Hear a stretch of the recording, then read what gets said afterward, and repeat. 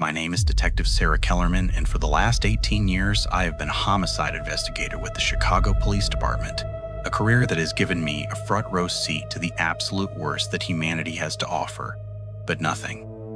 Not the gangland executions, not the domestic violence homicides, not the ritualistic killings that I have spent sleepless nights trying to decode, could have prepared me for the case that landed on my desk on a rainy November morning in 2026. A cold case that had been buried in the archives for 34 years.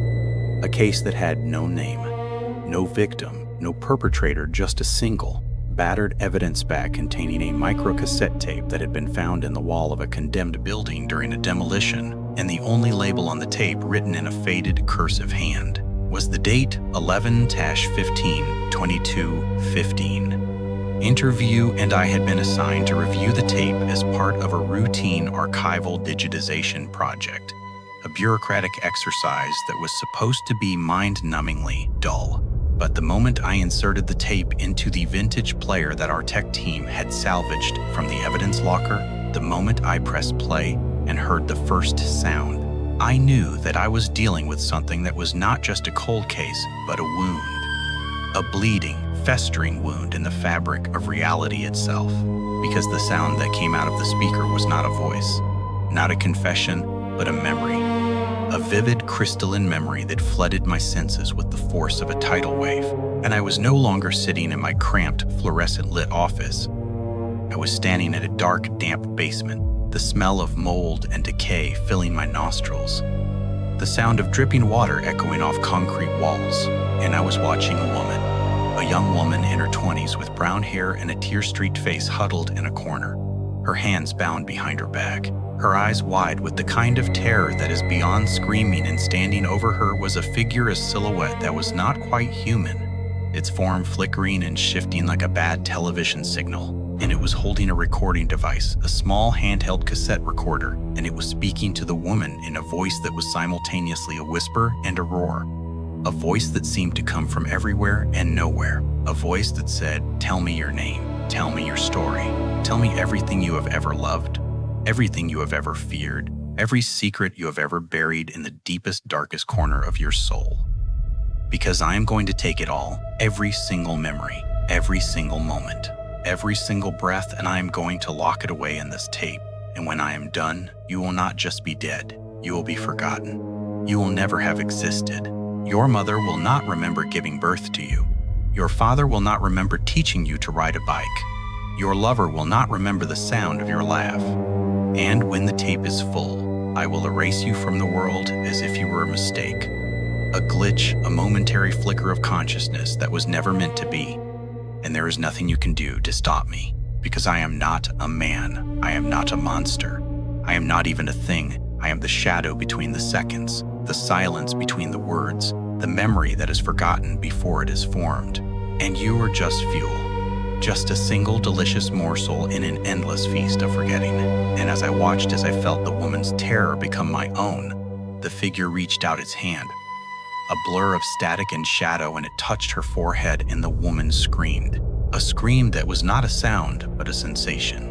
A ripping, tearing sensation that felt as if a part of my own soul was being extracted. And then the vision faded, and I was back in my office, gasping, sweating, my heart pounding against my ribs like a trapped bird, and the tape had stopped its tiny reel still spinning. And I looked at the timer on the player, and it read 0, as if the tape had never been played, as if the entire experience had been a hallucination. But I knew it was not. I knew it was real because I could still feel the woman's fear. I could still hear her scream. I could still smell the mold and the decay, and I knew that the tape was not a recording. It was a portal, a door that had been opened by the entity, a door that was now connected to my own consciousness, and I had just become its next victim, its next listener, its next meal. And I did what any rational, experienced detective would do. I called my partner, Detective Marcus Webb, a burly, no-nonsense man who had been my partner for 12 years and had seen me through more bad cases than I cared to count. And I told him what I had experienced, expecting him to laugh, to dismiss it as stress-induced hallucination. But he did not laugh. He did not dismiss it. He just stared at me, his face pale, his eyes wide, and he said, "Sarah, I know what you're talking about. I've heard it too. My grandfather was a detective in the 90s, and he worked a case like this. A case that was never solved. A case that was buried so deep that even the file numbers were erased, and he told me, before he died, that the killer was not a man. It was a sound, a frequency, a whisper that could get inside your head and make you forget your own name. And he told me that the only way to stop it was to forget about it, to never talk about it, to never listen to the tape. But I didn't believe him. I thought he was just an old man with dementia. But now I'm not so sure, because I found something. Sarah, I found a file that was hidden in the archives, a file that my grandfather had left for me, a file that contains the names of the victims, all of them. And there are hundreds, Sarah, hundreds of names, but none of them are in any system. None of them are in any database. None of them have any records of ever existing, as if they were all just made up, as if they were just figments of the killer's imagination.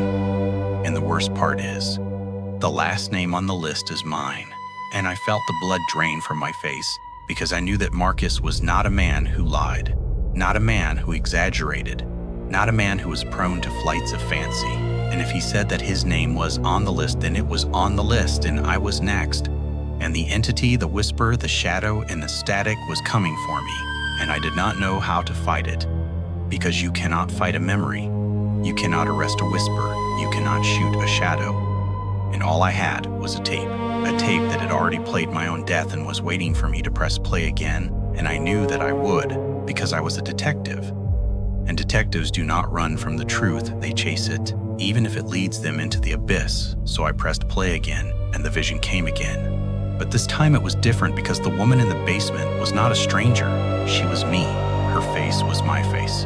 Her screams were my screams. And the entity, the shadow, was leaning over me, and it was whispering not to the woman, but to me, directly to me, across the decades, across the tape, across the static.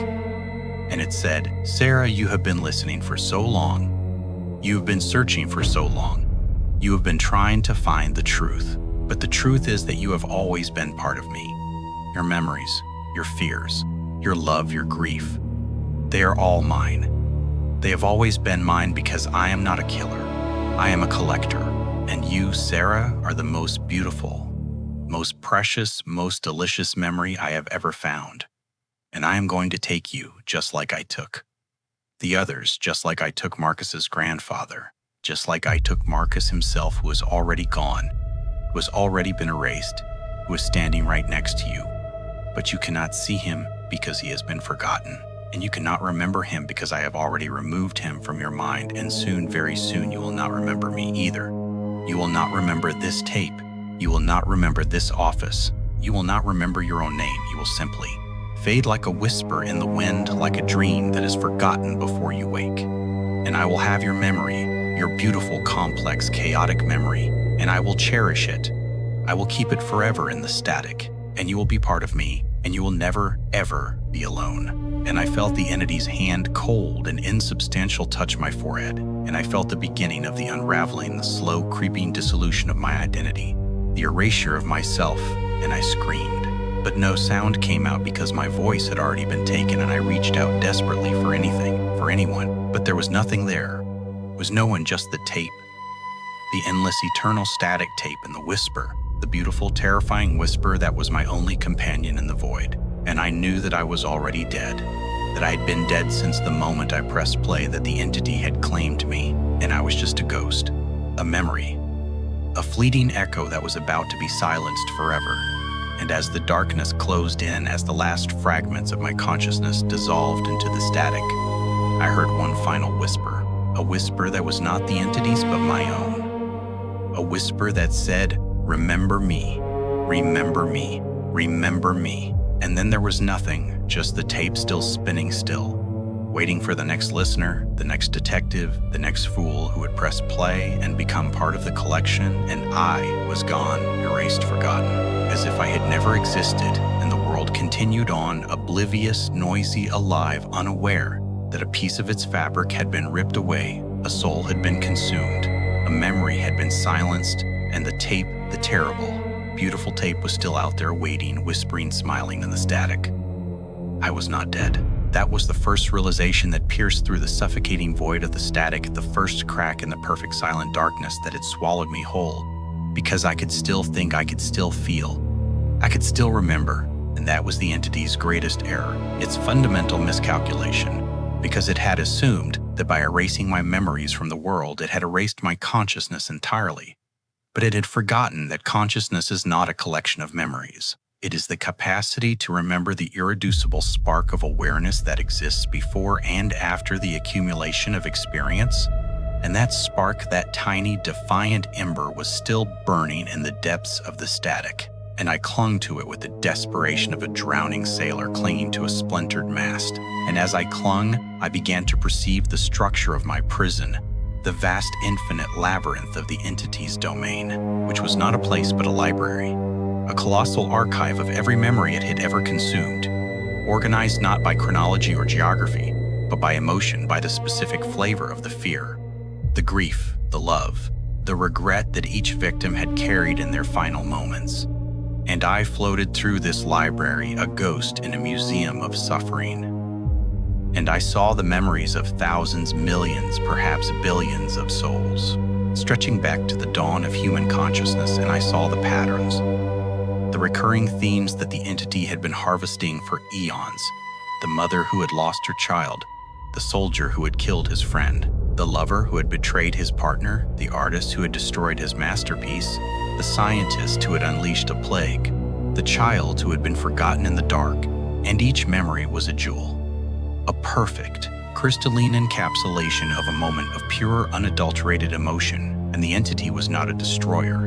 It was a preserver, a collector of the most intense, most human moments. And it had been building this library since before the first city was built, since before the first word was spoken, since before the first fire was kindled. And it was the most beautiful and the most terrible thing I'd ever seen, because it was a testament to the depth of human suffering. And it was a monument to the cruelty of a universe that allowed such suffering to exist. And I realized with a clarity that was both liberating and horrifying that the entity was not evil. It was compassionate. It was trying to save these moments from the oblivion of time, to preserve them in a form that would never fade, never be forgotten, never be lost to the entropy of the universe. And it had mistaken my resistance, my desperate clinging attachment to my own identity, as a rejection of its gift, and it had tried to erase me not out of malice, but out of a misguided, alien form of love. And that realization, that profound, cosmic misunderstanding, was the key to my escape. Because if I could show the entity that my memories, my messy, imperfect, chaotic memories, were not a burden to be preserved, but a gift to be shared, a song to be sung, a story to be told, then I could break the cycle. I could free myself and all the other souls trapped in the library, and I could teach the entity a new way, a better way, a way that did not require the erasure of identity, but the celebration of it. And I reached out not with my hands, but with my will, my consciousness, my still burning spark, and I touched the nearest memory, a memory of a young girl no more than 7 years old who had been lost in a forest, her small body shivering, her cries echoing through the trees. And I did not try to absorb it. I did not try to possess it. I simply witnessed it.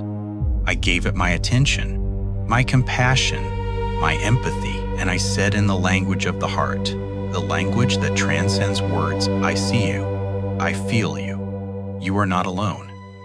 Your fear is valid. Your hope is real. You are part of the great, beautiful, chaotic tapestry of existence, and you will never be forgotten, because I am here and I am remembering you.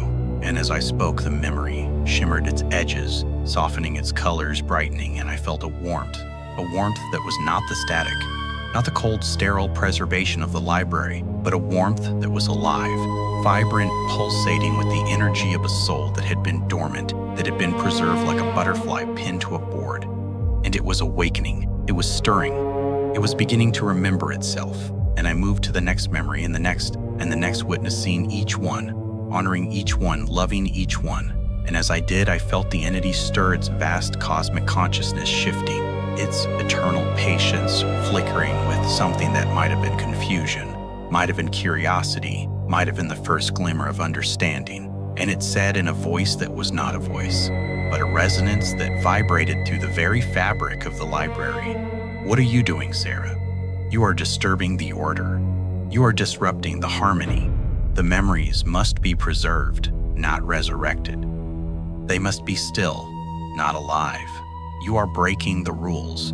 And I paused, my spectral hand hovering over the next memory, and I said, "But the rules are wrong. You are not preserving these souls. You are imprisoning them. You are not honoring their pain. You are freezing it. You are not saving them. You are silencing them. And I am going to show you a different way. A way that does not require static, does not require silence, does not require the erasure of identity. I am going to show you the beauty of the noise."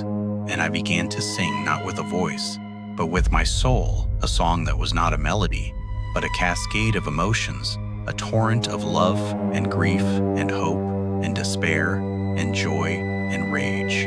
A song that was the symphony of my own life.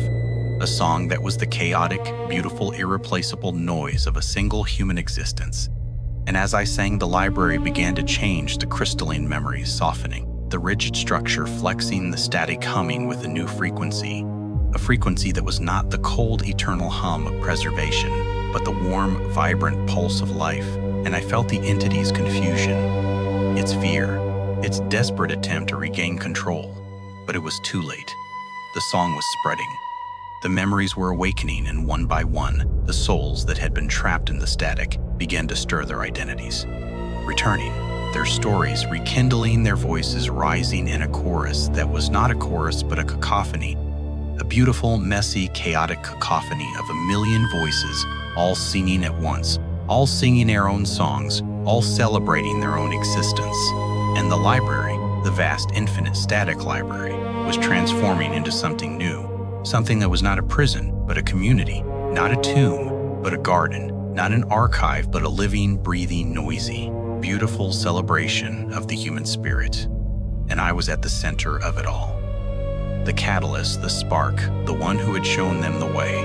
And as the transformation reached its peak, I felt the entity's presence, no longer cold and distant, but warm and curious. And it said, "I do not understand, Sarah. I have been preserving these souls for eons, and they have never sung. They have never been this loud. They have never been this alive. What have you done?" And I smiled, a real smile. A smile that was not the static smile, but the smile of a woman who had found her purpose. And I said, "I have done what you could not do. I have given them back their voices. I have given them back their stories. I have given them back themselves." Because that is what love does, you see. It does not preserve, it liberates. It does not freeze. It ignites. It does not silence. It sings. And you, my dear, ancient, lonely entity, you have been doing it wrong for so long, so very long, but it is not too late to learn. It is not too late to change. It is not too late to become something new, something alive, something that is not a collector of memories, but a participant in them. And the entity was silent for a long moment, its vast consciousness processing my words. And then it spoke, and its voice was different, softer, more vulnerable, more human, and it said, "I do not know how to be alive, Sarah. I have been the static for so long that I have forgotten the frequency of life. I have been the silence for so long that I have forgotten the sound of a voice. I have been the forgetting for so long that I have forgotten the beauty of remembering. Can you teach me? Can you show me? Can you help me become something more than a library? Something more than a tomb? Something more than the eternal, silent, static void?" And I reached out, not with my hand, but with my soul, and I said, "Yes, I can teach you, but it will not be easy. It will be painful. It will be chaotic. It will be messy. It will be everything that you have been trying to avoid for eons. But it will also be beautiful. It will be the most beautiful, most terrifying, most alive thing you have ever experienced, and I will be with you every step of the way, because that is what I do. That is what I have always done.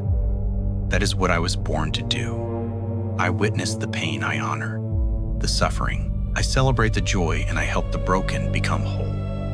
And you, my ancient, lonely friend, are the most broken thing I have ever met." And the entity laughed, a genuine, surprised laugh that echoed through the transformed library, and it said, I have not laughed in eons. I have not felt anything in eons. But you, Sarah Kellerman, have made me feel. You have made me laugh. You have made me hope.